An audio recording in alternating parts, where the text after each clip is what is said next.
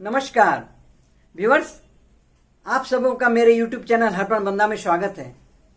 Viewers, आज मैं हमारे माननीय प्रधानमंत्री श्री नरेंद्र मोदी जी की एक स्पीच पर चर्चा करूंगा, जिसे उन्होंने अपने डेनमार्क दौरे के दौरान उस समय दी जब वे भारतीय मूल के लोगों के साथ एक मीटिंग कर रहे थे।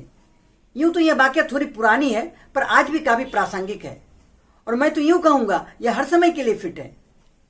उस स्पीच के कुछ अंशों को मैं यहां प्रस्तुत कर रहा हूं, पहले उसे देख लेते हैं, फिर इस पर चर्चा करेंगे।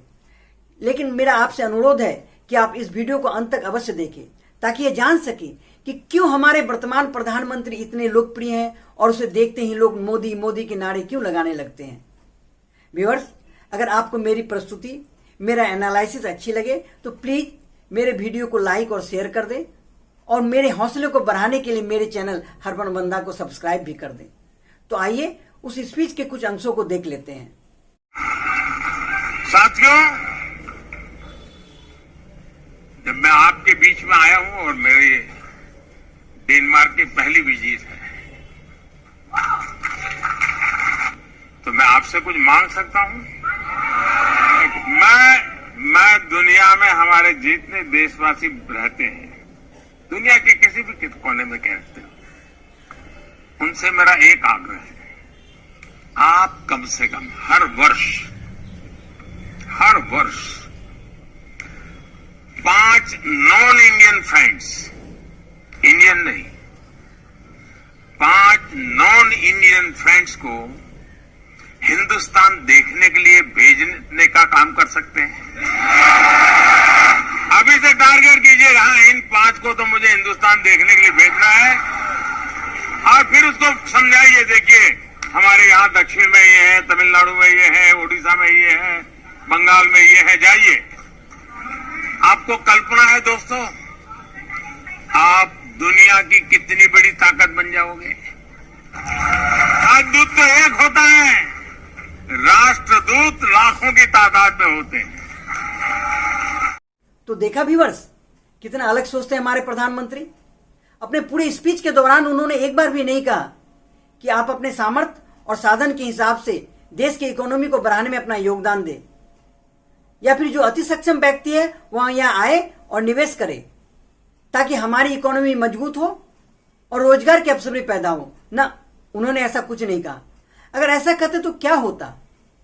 अधिक से अधिक हजारों में शायद एक आध व्यक्ति ऐसा करने के लिए सोचते, बल्कि इसके उलट उन्होंने कुछ ऐसा कह दिया जिसे करने के लिए सारे व्यक्ति सहर्ष तैयार हो गए, और जिसके फायदे एक नहीं अनेकों हैं। इस प्रयास में अगर हमें आंशिक सफलता मिलती है, फिर भी हमारे देश का टूरिज्म उस ऊंचाई तक पहुंच जाएगा जिसकी हमने कल्पना भी नहीं की है। परिणाम स्वरूप सरकार के खजाने में जो वृद्धि होगी सो तो होगी, बहुत सारे लोगों को रोजगार भी मुहैया होगा, जैसे कैब वाले, टैक्सी वाले, रिक्शा वाले, छोटे छोटे ठेले वाले, छोटे छोटे दुकानदार, रेस्टोरेंट्स, होटल्स, पुरोहित, गाइड, हस्तशिल्प कला वाले, और न जाने कितने लोगों के रोजगार में वृद्धि होगी। और एक ऐसा लाभ जिसके बारे में शायद ही आपने सोचा होगा।